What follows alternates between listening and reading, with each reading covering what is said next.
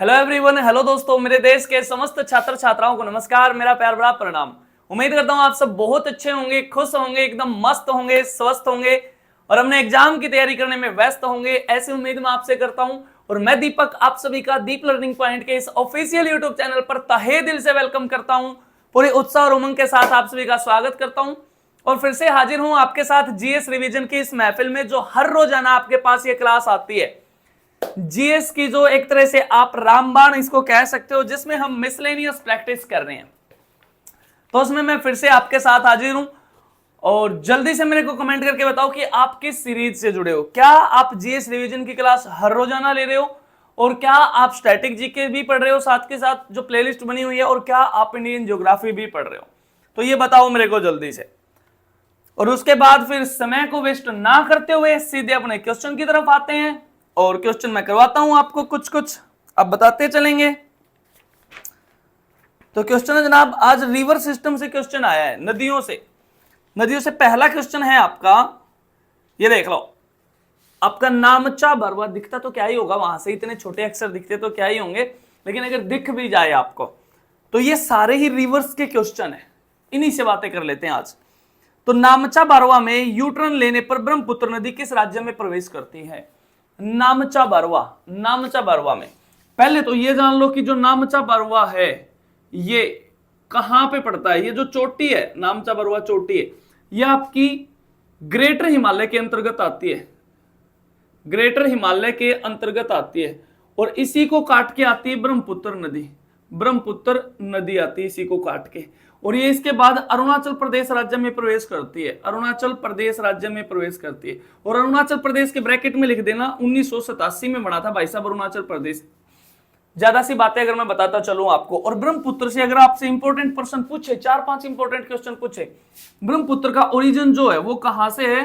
Kailash range Tibet में मानसरोवर के समीप चेमा युंगडुंग ग्लेशियर है, और वहां पर एक छोटा सा ग्लेशियर है यांगजी ग्लेशियर, यहां से ओरिजिनेट होती है। इसका तिब्बत नाम पूछ लेना आपसे, ब्रह्मपुत्र का तिब्बत नाम आपसे पूछ ले तो सांगपो है, TSANGPO, टी इसमें साइलेंट रहता है। और ब्रह्मपुत्र से पूछ ले आपको कि भारत के कितने राज्यों में बहती है, तो 2 राज्यों में बहती है ब्रह्मपुत्र नदी, 2 राज्यों में। किस किस में? एक तो अरुणाचल प्रदेश में बहती है और एक आपकी असम में बहती है, और अगर इसकी लंबाई पूछ लेना आपसे कितनी है, तो 2900 किलोमीटर के समथिंग इसकी लंबाई है, 2920 किलोमीटर इसकी कुल लंबाई है। और अगर आपसे पूछ ले ब्रह्मपुत्र नदी भारत में किस दर्रे से प्रवेश करती है, तो दर्रे का नाम है यांग याप दर्रे से भारत में प्रवेश करती है। इतनी सी बातें याद रखोगे। और 2-4 प्रश्न और भी पूछ ले ब्रह्मपुत्र नदी से। ब्रह्मपुत्र नदी का तिब्बत में नाम तो बताया मैंने, सांगपो है। अरुणाचल प्रदेश में इसको दिहांग के नाम से जानते हैं, दिहांग के नाम से, इसीलिए ये यहां पर दिहांग गार्ज का निर्माण भी करती है। और इसको असम में किस नाम से जानते हैं? इसको है ना, असम में ब्रह्मपुत्र के नाम से जानते हैं, ब्रह्मपुत्र, या साथ में इसको लाल नदी भी बोलते हैं। और उसके बाद जब यह बांग्लादेश में प्रवेश कर जाती है, तो इसको जमुना के नाम से जानते हैं, और उसके बाद जब इसमें मिल जाती है पद्मा क्या है? हमारी जो गंगा है ना, उसी को बांग्लादेश में पद्मा के नाम से जाना जाता है। तो इस पद्मा का और इस जमुना का जो मिलन है वो क्या कहलाता है? मेघना कहलाता है, मेघना। यानी कि ब्रह्मपुत्र के नाम कितने हो गए हैं? देखो, सबसे पहला इसका नाम है सांगपो, कहां पर? तिब्बत में। अरुणाचल प्रदेश में इसका नाम है दिहांग, असम में इसका नाम है ब्रह्मपुत्र और लाल नदी, बांग्लादेश में इसका नाम है जमुना, और लास्ट में गंगा और जमुना की जो संयुक्त धारा है, या पद्मा और जमुना कह सकते हो, वो क्या है? मेघना। इतनी सी बातें याद रखोगे। और क्या याद रखना है? ब्रह्मपुत्र नदी से ही बातें कर लेता हूं। देखो, ऐसे ही क्वेश्चन करेंगे, बहुत सारे क्वेश्चन है, एक क्वेश्चन से उस नदी की सारी बातें आ जाएंगी, जो इंपॉर्टेंट बातें। ठीक है, ब्रह्मपुत्र से याद रखोगे, इसको है ना चलता फिरता महासागर कहा गया है, चलता फिरता महासागर बोला गया है। किसको? ब्रह्मपुत्र को। क्यों? क्योंकि इसकी जो चौड़ाई है बहुत ज्यादा है। असम के मैदान में इसकी चौड़ाई 18 से 20 किलोमीटर है, असम के मैदान में। और 2-4 बातें याद रख लो। ब्रह्मपुत्र नदी ना दुनिया का सबसे बड़ा नदी द्वीप बनाती है, विश्व का सबसे बड़ा नदी द्वीप ब्रह्मपुत्र नदी बनाती है। और ये नदी द्वीप, इसका नाम क्या है? इसका नाम है माजुली। राइटिंग थोड़ी सी समझ में ना भी आ रही होगी तो मैं बोल रहा हूं, ध्यान से सुन लो बातें। माजुली, माजुली द्वीप ये दुनिया का सबसे बड़ा नदी द्वीप है। कहाँ है? ये आपका असम में है, असम में है। और माजुली को 2016 में क्या बनाया? नदी जिला बनाया, नदी जिला बनाया। माजुली का एरिया ना दिल्ली से लगभग आधा है। अरे दिल्ली का एरिया 1400 वर्ग किलोमीटर स्क्वायर है और आपका माजुली का 700 वर्ग किलोमीटर स्क्वायर है। बहुत अच्छी यहाँ पे खेती की जाती है। और बातें याद रखोगे, यहीं पे एक और फेमस द्वीप है जिसका नाम है उमानंदा। उमानंदा जो भारत का सबसे छोटा नदी द्वीप है, उमानंदा। और ये इसको पिकॉक आइलैंड भी बोला जाता है, पिकॉक आइलैंड, या इसको मयूर द्वीप भी बोला जाता है। ये भी कहाँ है? ये भी आपका असम में, ये भी आपका असम में। इतनी सी बातें याद रखोगे। और असम ही तो सबसे बड़ा राज्य था पूर्वोत्तर भारत का। असम से ही टूट के बने हैं सारे राज्य। जितना भी हमारा पूर्वोत्तर भारत था ना, जो आप 7 सिस्टर हैं, ये सारे असम से टूट के बने हैं। बहुत बड़ा राज्य था पहले असम, इसी से टूट के बने हैं। ठीक है, तो ये ब्रह्मपुत्र की बातें हो गई हैं सारी। अगर और बातें अगर मैं आपसे ब्रह्मपुत्र के बारे में बताऊं, मेन जो फैक्ट्स हैं ब्रह्मपुत्र से, ब्रह्मपुत्र की कुछ सहायक नदियां लिख देता हूं यहां पर। ब्रह्मपुत्र की कुछ सहायक नदियां दूसरे मार्कर से लिख देता हूं। ब्रह्मपुत्र की कुछ सहायक नदियां, जिसमें आपकी धनसिरी है, धनसिरी है, जिसमें आपकी सुबानसिरी है, सुबानसिरी है, जिसमें आपकी संकोश है, संकोश है, जिसमें आपकी तिस्ता है, तिस्ता है, जिसमें आपकी कपिली है, जिसमें आपकी जिया बरेली है, जिया बरेली है, जिसमें बेकी है, लोहित है, लोहित, दिबांग है, दिबांग है। ये सारी किसकी सहायक है? ये आपकी ब्रह्मपुत्र की सहायक है। इतनी सी बातें याद रख लेना, ठीक है। उसके बाद अगला जो क्वेश्चन आपसे पूछा गया है, अगला क्वेश्चन पूछा गया है आपसे, मध्य प्रदेश के मालवा पठार में मऊ के पास कौन सी नदी निकलती है? मध्य प्रदेश में मालवा पठार से मऊ के पास से कौन सी नदी निकलती है? ऑप्शन है आपके चंबल, माही, वरुण और बेतवा। के चंबल, माही, वरुण और बेतवा। तो मऊ से निकलती है एक नदी जिसका नाम है चंबल। चंबल नदी ओरिजिनेट होती है कहां से? ये मध्य प्रदेश में ओरिजिनेट होती है आपकी मऊ से। मऊ है ना आपकी तहसील पड़ती है, तहसील पड़ती है कहां पर? इंदौर जिला पड़ता है आपका। इंदौर जो स्वच्छता में लगातार प्रथम रहा है, ठीक है, इंदौर स्वच्छता में प्रथम है। उसके बाद और चंबल नदी से बातें याद रख लोगे क्या? चंबल नदी कहां कहां बहती है? चंबल नदी मध्य प्रदेश में बहती है और उसके बाद फिर राजस्थान में बहती है, राजस्थान में। और राजस्थान का एक बहुत फेमस शहर है कोटा। कोटा है ना चंबल के तट पे ही है, चंबल के ही तट पे है कोटा बैराज, कोटा शहर। और उसके बाद अगर आपसे पूछ रहे, चंबल नदी पर 2 डैम बने हुए हैं, 2 डैम। एक तो डैम है चंबल नदी पर जिसका नाम है गांधी सागर, गांधी सागर। ये कहां पर है? ये आपका मध्य प्रदेश में गांधी सागर डैम। और एक चंबल पर है जिसका नाम है जवाहर सागर, जवाहर सागर। और एक और लिख लो, एक और है चंबल पर जिसका नाम है राणा प्रताप सागर, राणा प्रताप सागर। ये आपका कहां है? ये आपका राजस्थान के अंदर है, राजस्थान के अंदर है। और ये आपका मध्य प्रदेश के अंदर है। और अगर आपसे पूछ ले चंबल, चंबल किसकी सहायक है? चंबल है ना यमुना की सहायक है, यमुना की सहायक है चंबल। इतनी सी बातें याद रख लेना।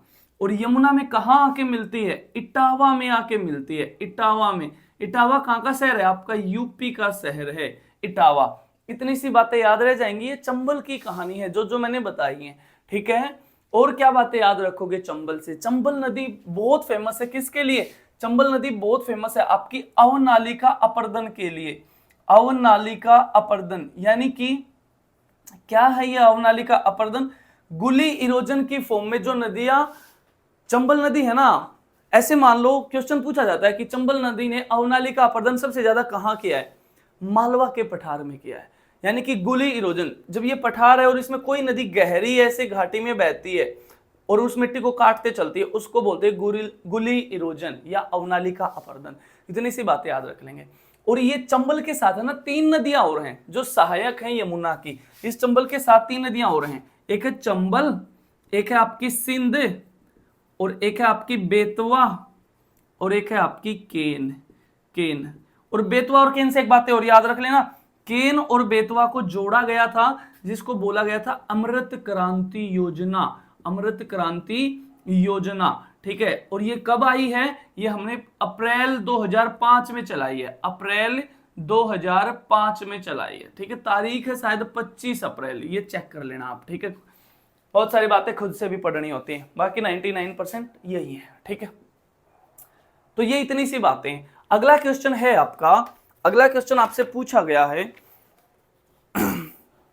कि नासिक त्र्यंबकेश्वर से कौन सी नदी ओरिजिनेट होती है। नासिक त्र्यंबकेश्वर से ऑप्शन है आपके कृष्णा नदी, ऑप्शन है गोदावरी नदी, ऑप्शन है नर्मदा नदी, और ऑप्शन आपकी ब्रह्मपुत्र। तो ब्रह्मपुत्र तो नहीं आती, ब्रह्मपुत्र के बारे में तो बातें कर ही ली है। तो कौन सी नदी आती है नासिक त्र्यंबकेश्वर से, यहां लिख देता हूं, यहां पे आपको दिखाई दे रहा होगा नासिक। नासिक कहां का शहर है, महाराष्ट्र का शहर है नासिक। और यहां पर त्र्यंबकेश्वर, त्र्यंबकेश्वर क्या है आपका, ये ज्योतिर्लिंग भी है, ज्योतिर्लिंग भी है। और कल एक ज्योतिर्लिंग का क्वेश्चन आया था कल, जिसमें मैंने आपसे पूछा था कि आप बताओगे कमेंट करके कि बैद्यनाथ नाम का ज्योतिर्लिंग कहाँ है। बैद्यनाथ, भारत में कितने ज्योतिर्लिंग है, अरे 12 ज्योतिर्लिंग है भारत के अंदर, 12 ज्योतिर्लिंग है। ठीक है, तो नासिक त्र्यंबकेश्वर में यहां से एक नदी ओरिजिनेट होती है जिसका नाम है गोदावरी, गोदावरी नदी। और गोदावरी को क्या कहा गया है, गोदावरी को बूढ़ी गंगा कहा गया। बहुत इंपॉर्टेंट पर्सन, गोदावरी को वृद्ध गंगा कहा गया, बूढ़ी गंगा या वृद्ध गंगा कहा गया है। और दक्षिण भारत की सबसे लंबी नदी है, दक्षिण भारत की सबसे लंबी नदी है आपकी कौन सी, गोदावरी। इतनी सी बातें याद रख लोगे। और गोदावरी नदी के तट पे एक बहुत फेमस शहर है, किसका, आंध्र प्रदेश का, जिसका नाम है राजमुंद्री, राजमुंद्री। और राजमुंद्री में ना तंबाकू अनुसंधान केंद्र है, तंबाकू अनुसंधान केंद्र है। इतनी सी बातें याद रख लोगे। और गोदावरी नदी है ना आंध्र प्रदेश राज्य के तट पे डेल्टा का निर्माण करती है, डेल्टा का निर्माण करती है। इतनी सी बातें याद रख लेना, ये गोदावरी की कहानी। और कहां से आती है, नासिक से आती है, नासिक से। तो नासिक के बारे में 2-4 बातें यहां पर लिख दूं, नासिक के बारे में। ये है नासिक, और नासिक को कहा गया है क्या, wine capital of India, wine capital of India, यानी कि भारत की मदिरा राजधानी। यहां पर शराब बनती है। और शराब किससे बनती है, शराब बनती है जनाब अंगूरे से, अंगूरों से। इसीलिए इसको ग्रेप सिटी भी बोला गया है, ग्रेप सिटी भी बोला गया है। यहाँ पर है ना बहुत सारे वाइन यार्ड हैं। वाइन यार्ड किसको बोलते हैं, वाइन यार्ड उसको बोलते हैं जहां पर अंगूरों की खेती एक व्यापारिक तरीके से की जाए, उसको बोलते हैं वाइन यार्ड। और नासिक से और भी बातें क्या याद रख लोगे आप, नासिक में आपका ज्योतिर्लिंग है मैंने बताया, त्र्यंबकेश्वर, ये बातें याद रख लेना। और कहाँ का शहर है भाई, महाराष्ट्र का ही शहर है, बताइए बातें। और फिर आप और एक दो शहर, जैसे कि महाराष्ट्र का एक शहर है नागपुर, नागपुर जिसको कहा गया है orange city, orange city, Maharashtra से बातें याद आ रही हैं तो।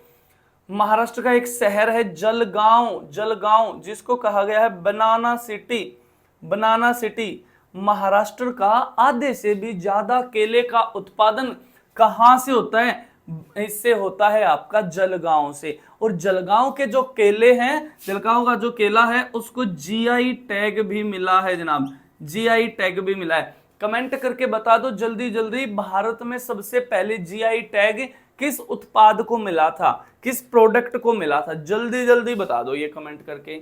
इतनी सी बातें याद रह जाएंगी, ठीक है। और उसके बाद अगला क्वेश्चन अगर मैं आपसे पूछ लूं, अगर मैं आपसे पूछ लूं मूसी नदी निम्नलिखित में से किस नदी की सहायक नदी है, मूसी नदी निम्नलिखित में से किस नदी की सहायक नदी है। ऑप्शन है आपके यमुना, ऑप्शन आपका गंगा, गोदावरी और कृष्णा। तो किसकी सहायक है, मूसी नदी। जो मूसी नदी है वो सबसे पहले तो मूसी नदी के बारे में बातें कहां लिख दूं, यहां लिख दूं मूसी नदी के बारे में बातें, अगर आप समझ पाओ तो यहां लिख देता हूं मूसी नदी। और मूसी नदी किसकी सहायक है, कृष्णा की सहायक है, कृष्णा की सहायक है। और मूसी नदी के तट पे एक शहर स्थित है, यहां पर आपको दिखाई दे रहा होगा शायद, ठीक है। मूसी नदी के तट पर एक शहर स्थित है हैदराबाद, हैदराबाद मूसी नदी के तट पर स्थित है। और हैदराबाद को कहा गया है सिटी ऑफ पर्ल्स कहा गया है, यानी कि मोतियों का शहर कहा गया है। हैदराबाद को मोतियों का शहर बोला गया है, ठीक है। इतनी सी बातें याद रख लेना। और उसके बाद हैदराबाद से और क्या क्वेश्चन बोलोगे, अरे हैदराबाद एक रियासत थी, रियासत थी जिसने भारत में आने से मना कर दिया था, इसलिए हैदराबाद को जीतने के लिए हमने चलाया था, हमारी आर्मी ने चलाया था, जिसका नाम था ऑपरेशन पोलो 1948 में 1948 में। और 1948 से दो बातें याद रख लोगे, दो चार सन याद रख लोगे, क्या क्या कहानी हुई है 1948 में। देखो 1948 में पहली बार तो ओलंपिक डे मनाया गया, ओलंपिक डे पहली बार 1948 में मनाया गया। कमेंट करके ये बताओगे पर मनाते कब है, ओलंपिक दिवस कब मनाते हैं 1948 से। और बातें क्या याद रखोगे, पहली बार हमने ओलंपिक में स्वतंत्र भारत में गोल्ड जीता, स्वतंत्र भारत का पहला गोल्ड 1948 में किस में जीता, हॉकी में जीता। ओलंपिक से और क्या बातें याद रख लोगे, 1948 से 1948 से आप बातें याद रख लोगे कि महात्मा गांधी जी को गोली भी तो 1948 में मारी थी नाथुराम गोडसे ने, ठीक है, 30 जनवरी 1948 को, 30 जनवरी 1948 को। इतनी सी बातें, ये दो चार बातें आप याद रख लोगे, ठीक है। तो मेरे ख्याल से आज की क्लास इतनी बहुत है। तो ये जो 15-1 मिनट की या जो 20 मिनट की जो क्लास रहती है ना आपकी, भले ही ये 15 से 20 मिनट की रहती हो, लेकिन इसमें हम ज्यादा से ज्यादा क्वेश्चन करने की कोशिश करते हैं, ठीक है। ज्यादा लंबी वीडियो ना बनाने का मैंने कारण आपको बताया था, ज्यादा लंबी वीडियो ज्यादा स्पेस लेती हैं और फिर अपलोड होने में काफी टाइम ले लेती हैं, और उसके बाद साथ के साथ इन वीडियोस को लिखना नहीं है, इसीलिए ये लंबी नहीं बनाई जाती। ये सिर्फ आपने देखनी है, ये सिर्फ आपकी देखने वाली सीरीज है। अगर आपको खुद से नोट्स बनाने हैं तो आप सीरीज से जुड़िए। इंडियन ज्योग्राफी और प्लेलिस्ट, इंडियन ज्योग्राफी और स्टैटिक जीके की प्लेलिस्ट मैंने बनाई है चैनल पर, बहुत अच्छे से बातें की हैं उसमें। उस सीरीज की शर्त बस एक ही उस सीरीज को आपको देखना है तो बिल्कुल स्टार्टिंग से देखना है, बिल्कुल पहली क्लास से देखते चलना है, फिर देखना आप कैसे आपका जीएस में कॉन्फिडेंस बूस्ट हो जाएगा धीरे धीरे, ठीक है। तो मेरे ख्याल से आज की बातें यहीं तक रखते हैं, बाकी बातें कल करेंगे, सेम टाइम सेम जगह अगले दिन। तब तक के लिए सारे खुश रहो, मस्त रहो, स्वस्थ रहो। और लास्ट में एक शायरी सुना दी जाए आज आपको, काफी दिन हो गए हैं शायरी सुनाए। तो रात को टाइम से सो जाया करो, नींद टाइम से ले लिया करो। कोई नींद तो नहीं चुराता है तुम्हारी, या चुराता है? तो उसी पे मेरे को फिर से याद आ रही है एक शायरी कि नींद चुराने वाले पूछते हैं सोते क्यों नहीं, कि नींद चुराने वाले पूछते हैं सोते क्यों नहीं। अरे इतनी ही चिंता है हमारी तो हमारे होते क्यों नहीं, तो हमारे होते क्यों नहीं, ठीक है। तो आज की बातें यहीं तक रखते हैं, बाकी बातें कल करेंगे, सेम टाइम सेम जगह अगले दिन। तब तक के लिए खुश रहो, मस्त रहो, स्वस्थ रहो। जय हिंद, जय भारत, वंदे मातरम।